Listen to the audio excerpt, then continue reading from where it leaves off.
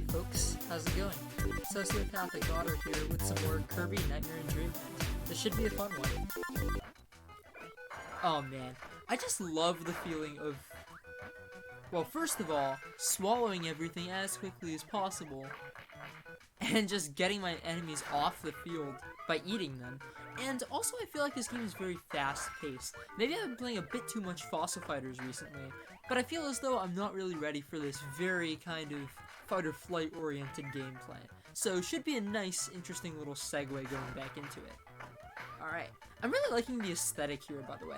It reminds me kind of Magicant from Earthbound, but in a less menacing and more pleasant kind of way. Okay, am I gonna die here? Not quite. Good parkour there by me. And we've got Stone. Excellent. More like Dr. Stone. That might be the second time I've made this joke, so I'm not really sure about that one. Let's get through this frog enemy. Or is that a penguin? I'm actually having trouble deciding that, and I'd better hurry before that enemy kills me. Maybe it's like some kind of cross-section between a frog and a penguin. I'm having trouble deciding. Alright, and that's the level. First level of Yogurt Land already done with. And a pretty exciting third place to boot. So, that's a great start to this level. Let's jump in to 5-2. Do people still use that kind of naming convention for this game? Because I remember when I played New Super Mario Bros., not Super Mario 3D Land, although I did play that, I ended up dying a lot. Case in point. Anyway, like I was saying, when I played Super Mario 3D Land and New Super Mario Bros., I used to say level world dash number, like level 5-2, for example. But I don't know if Kirby Nightmare in Dreamland necessarily uses that same scheme. Alright, wonderful. Wow, some of the enemies in this game are so cute, and then I just run right up to them and just throw them. I feel kind of like a Worldis Chapman with this setup, where I have the, well, he was a red, so it's not really like he would have the blue cap. He has a red cap, but it is still fun nonetheless, feeling like a professional baseball player as I go ahead and throw enemies across the map at breakneck speeds. Chapman was the first hit 100 if I'm not mistaken, so pretty cool comparison to make. Also, I love how when you're trying to throw people as Kirby, instead of the usual sucking animation, you actually get stars sucked towards Kirby, which I think is a pretty cute little touch. Okay, let's go ahead and come through here and avoid Mr. Oink. It has some sort of cute canonic Kirby name, though I'm not quite sure what that might be. And I sucked the wrong power-up, but that's okay. Let's see. This kind of reminds me of a Zelda game with a complex level setup. And, of course, the boss at the very end. However, Mr. Gorilla isn't really that big of a deal. You just kind of whack him and jump out of the way when he tosses his coconuts in. And I actually really like the aerial drift that this parasol gives me, because it gives me just a little bit extra leeway as I go through these boss fights. Alright, wonderful. I'm not used to going left in level design, so that's kind of interesting. But nonetheless, here it is. I must say, this game has some really interesting level design, not just in how pretty it is, or how varied the scenery is, but also in the way that it messes with the convention and the construction of the level itself. So in the level I was just in, you can see I had to go to the left rather than the right, which kind of messes with the GBA era platformer formula. Okay, in this level, I'm gonna try not to get shot. And hopefully I can get a power-up in the next part of the... Ooh! I really like this updraft here, because it helps me go super fast. The only question is, where do I go next? Ooh, this is a nice little location. I especially like the red and the brambles here, just because it kind of reminds me of one of those bristled Terraria biomes. Ooh, UFO! This one's my favorite. Okay. You know, I don't know why, but the background here kind of reminds me of Morrowind, because you've got kind of the red mountain and the smoke. All you really need are some Dunmer here saying, "Hello, Outlander," and "Enwa." So, if I had that, that would make for a pretty authentic experience. After this brief intermission, I actually end up talking about something else in relation to Skyrim and kind of how the story functions around this key theme of racism, but I kind of wanted to talk about the Red Mountain background before I get into that. So, the reason why it struck me in this Kirby game is because in Morrowind, there's this mountain called Red Mountain, and so it spews ash all over the continent, and that's why the Dunmer, which in some sort of Elder Scrolls language means a dark elf, all have these kinds of raspy, smoker-like voices. It's just interesting to me that this Red Mountain creates such a hazy, scary, kind of unsettling atmosphere as you jump into Morrowind that makes the sense of wonder and excitement as you jump onto the continent of Vordenfall that much more exciting and heightens the intensity by that much more. Similarly, in this level, you actually feel the kind of unease and the kind of excitement that comes with the Red Mountain spewing lava in the background and the gray and red and dead leafy greens that we see in the very background there.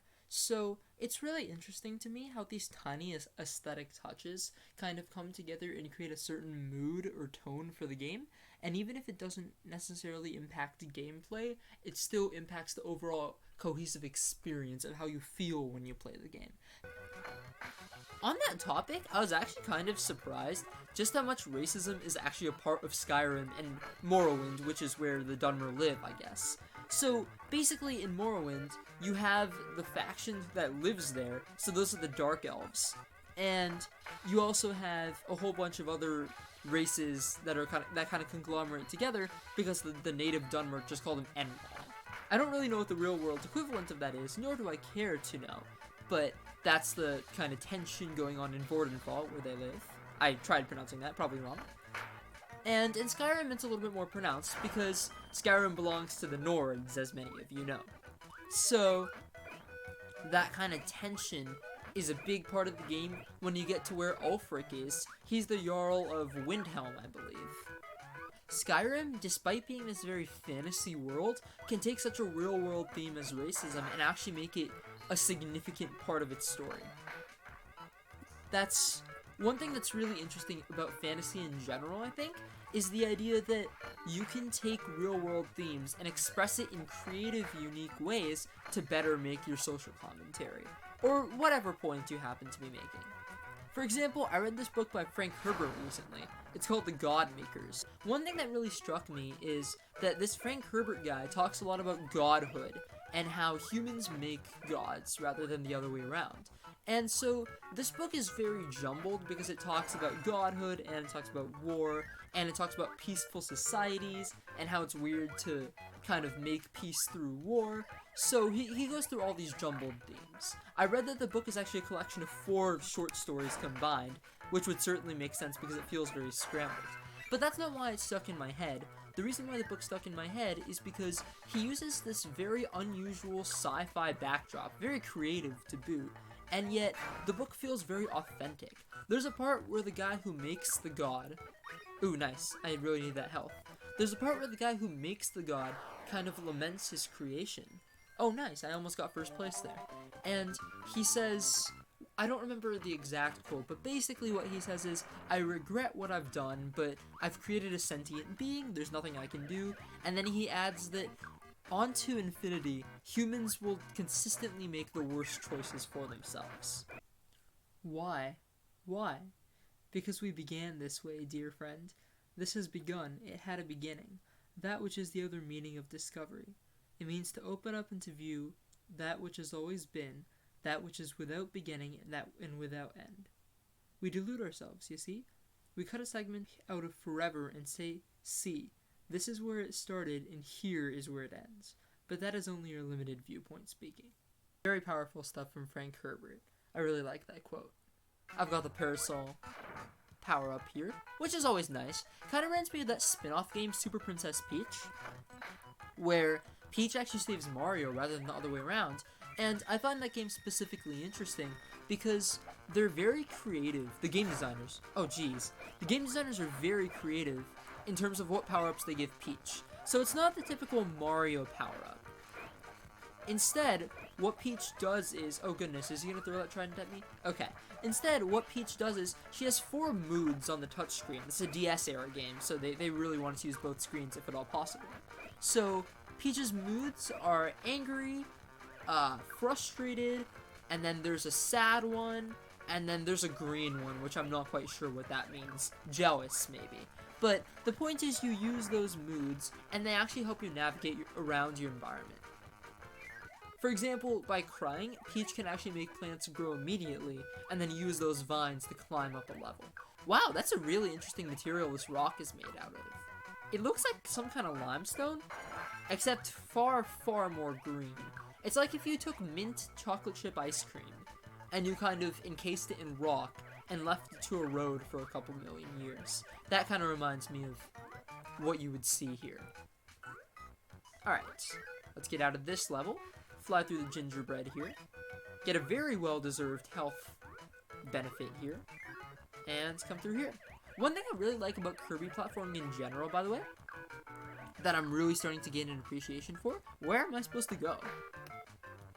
Okay, I'm supposed to go down here. So one thing I really have an appreciation for after playing through this game is the fact that Kirby doesn't actually die if you fall to the ground. You have infinite jumps because you have infinite floats, kind of like Puff from Melee or indeed Kirby. And that mechanic is really nice because it helps players like me who have a tendency to fall to their deaths when they're playing Mario-ish platformers. Alright, are there any useful power-ups in here? Stone. Alright, that gave me Hammer. I am more than happy with that. Hammer is awesome. Not just in Aria of Sorrow, but as a general ability in this game as well. Okay, I'm surprised it didn't try to randomize by giving me 2 abilities, but I suppose the game algorithm has some kind of inbuilt condition for that.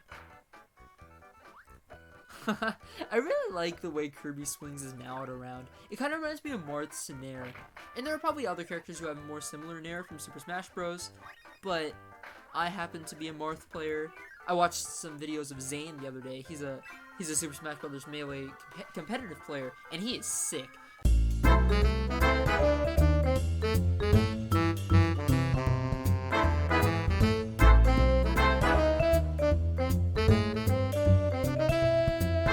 He does some of the coolest techniques that I've seen, and he really inspired me to pick up Marth.